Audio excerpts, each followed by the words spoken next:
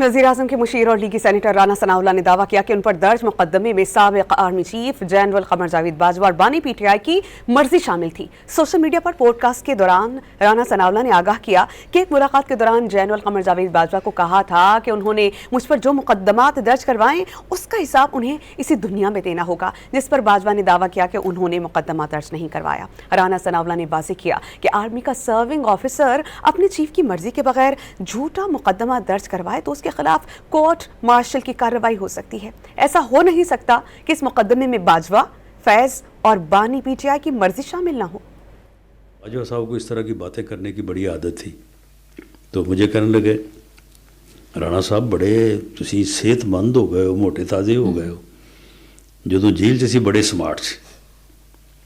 तो फैज़ कोई ना राणा साहब नूं कोई दोबारा स्मार्ट करो।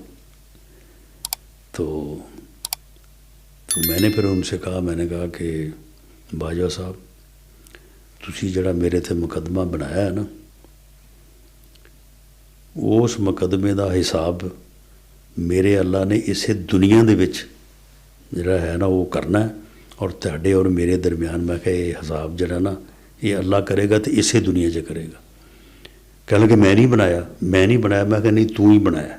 आर्मी का सर्विंग ऑफिसर जड़ा है वो अदारे का सरबराह होवे और वो झूठा मुकदमा बनावे तो अगले दिन मैं कहता कोर्ट मार्शल हो सकता अगर आर्मी चीफ की मर्जी ना हो। हमीद साहब और बाजवा साहब और इमरान खान साहब ये नहीं हो सकता कि वो उनकी कॉन्सेंट ना हो।